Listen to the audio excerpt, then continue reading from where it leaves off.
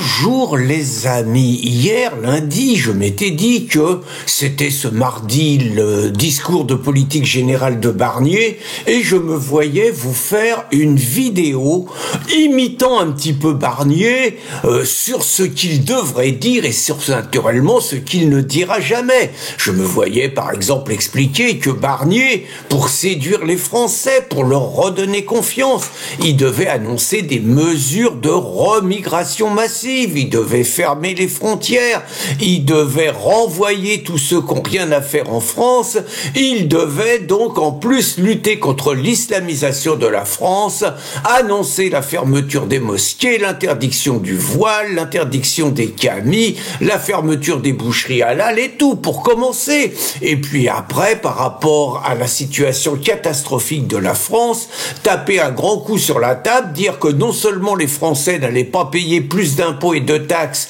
mais comme on est déjà les plus taxés au monde, qu'il allait diminuer ça, et qu'il allait payer ça par une politique à la Milei en Argentine, qui lui a coupé un petit peu tous les budgets de l'État, a fait un grand ménage dans la fonction publique, a arrêté de dilapider l'argent public, et finalement, en un an, l'Argentine est redevenue un pays viable qui donne confiance sur les marchés, vous voyez, un truc comme ça, casser le nombre d'élus, bref, tout ce que les Français ont envie d'entendre. Et puis un dernier truc, j'aurais dit que naturellement la France a été trahie pendant 50 ans, abandonnée à elle-même, et que tous les coupables de la situation dans laquelle est la France, qui s'appelle Hollande, qui s'appelle Sarkozy, qui s'appellent tous leurs complices, qui s'appellent les associations dites antiracistes et toutes les associations parasitaires qui naturellement n'auront plus un copec, vont payer et devront rendre compte devant le pays de l'ampleur de leur trahison. Vous voyez, j'aurais fait un Barnier qui existera jamais, mais j'étais parti là-dessus. Et puis dans la journée,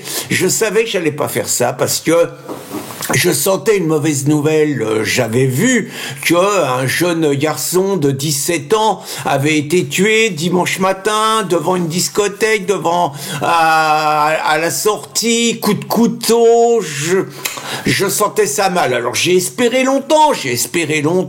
Je me suis dit, bon, c'est peut-être une bagarre de racailles, peut-être deux bandes qui se sont tapées dessus, qu'il y a un mort, j'en ai rien à foutre, qui se tuent entre eux, je m'en fous, ça fait un de moins qui tuera peut-être un des nôtres. Vous voyez, je réagissais comme ça. Mais je le sentais mal, tout simplement parce qu'on donnait pas le prénom de la victime. Et j'ai vu, dans la journée, on a donné le prénom de la victime, Kylian, 17 ans. Et puis, naturellement, après, on a donné le prénom de l'assassin. Et c'est évident que l'assassin, c'est encore un Algérien, c'est encore un musulman, un nommé Nasser. On sait pas encore s'il avait quelque chose à foutre en France, comme l'assassin de Philippines, s'il avait rien à y foutre, si c'était un OQTF, on n'en sait rien.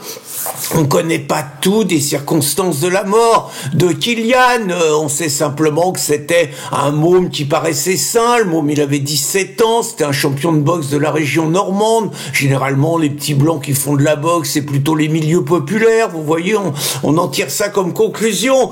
On parle d'une bagarre. Je suis certain que c'est pas une bagarre, que c'est une agression. Je suis même pas certain que ça n'ait pas eu lieu par derrière. Enfin, bon, on verra la suite. Mais ça m'a mis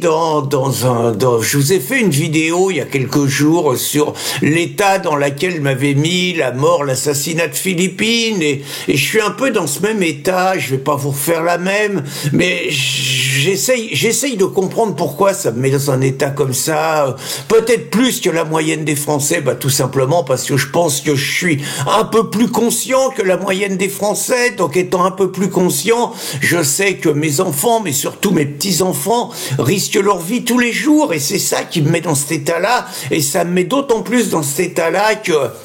Philippine ressemble à ma petite fille, et que Kylian, il ressemble un peu à mes deux petits-fils, il leur ressemble tellement. Ma petite fille, elle a 20 ans, c'est un peu exactement le même parcours que Philippine, sauf qu'elle n'est pas d'une tradition catholique, on est dans un milieu, personne n'est baptisé et tout, mais elle, à 18 ans, elle a décidé de se baptiser, à 19 ans, elle s'est fiancée, à 20 ans, elle s'est mariée, et puis comme Philippine, elle a l'intention de faire une famille. C'est une super superbe môme, et je peux pas m'empêcher, quand je vois Philippine, de me dire que ça aurait pu mal tourner, que ça pourrait arriver à ma petite fille, même si elle sait se battre, elle a appris, tout ça, c'est une guerrière, mais bon, on sait pas pour autant qu'elle s'en serait sortie. Vous voyez, ça me ronge, et puis le Kylian, je veux dire, il ressemble à mes deux petits-fils, j'ai un petit-fils de 18 ans, le môme il faisait de la boxe, mon petit-fils il fait de la compétition à haut niveau en course à pied, plus il a encore plus de mérite, bon il a un handicap visuel, donc il pourrait faire de l'handisport, il a surmonté ce handicap visuel, il court avec les gens qui sont comme nous, quoi, il court avec les gens normaux, il s'entraîne dur, c'est vraiment un môme exceptionnel, il a réglé son handicap, il a tout fait pour le régler tout seul, il a jamais un discours pleurnichard, c'est un combattant, c'est un guerrier, et malgré tout, bon, il arrive à se débrouiller, il est dans les gares, il se déplace tout seul, il prend en photo les panneaux d'affichage, il regarde ça sur son téléphone, il sait manier son téléphone, il se débrouille, il fait tout pour être autonome, et pour autant, je me dis que mon petit-fils, il peut tomber sur une saloperie comme celui qui a tué Philippine, ou sur une pourriture comme celui qui a tué Kylian, et puis bon, mon autre petit-fils, il a 17 ans, il est aussi sportif, il bosse, alors bon, il fait parfois les 400 coups, mais c'est un bosseur, le week-end, il fait des boulots, il commence à 6h du matin, il finit à 19h le soir, il bosse chez un traiteur, c'est un courageux, il saura s'en sortir, et je sais que ce petit-fils, à 14 ans, il a été attaqué par une racaille du type de celui qui a tué Kylian, couteau pour lui piquer son téléphone, il s'est battu, il aurait pu mourir, hein. Bon, il a pris des coups, il en a donné, mais il a pas donné son téléphone, vous voyez, et tous les jours, je peux pas m'empêcher de me dire que ma petite fille, mon autre petite fille de 13 ans, j'ai déjà vu des images de gamins de 13 ans qui se font massacrer, de gamines de 13 ans qui se font massacrer par 4 ou 5 racaillettes, appelons-les comme ça, des meufs à 4 ou 5 qui leur pètent la gueule dans des caves ou des trucs comme ça, et je me dis qu'elle aussi, à 13 ans, elle est en danger, et qu'elle va l'être plus tard, et puis vous connaissez Isidore,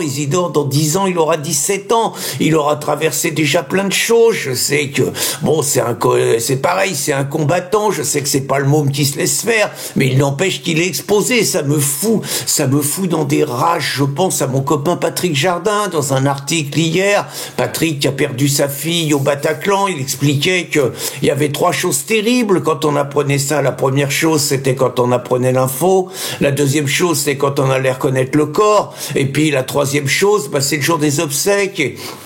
Et je dirais pas que j'endors pas la nuit, faut pas non plus exagérer, mais il y a pas une journée où j'ai pas dans un coin de la tête de me dire pourvu que ça n'arrive jamais, que ça m'arrive jamais, que je sois pas confronté comme les malheureux à qui ça arrive, que je vive pas ça un jour. C'est vraiment le souhait, c'est vraiment un truc qui me hante vraiment, quoi. Et quand j'en suis là, j'en veux mais à mort à tous les salopards, à toutes les pourritures, à toutes les ordures qui sont responsables de cette situation. Vraiment à mort. Et je préfère ne pas imaginer que ça puisse m'arriver, et surtout ne pas imaginer quelle serait mon attitude et ce que je serais capable de faire s'il m'arrivait quelque chose comme ça. En attendant,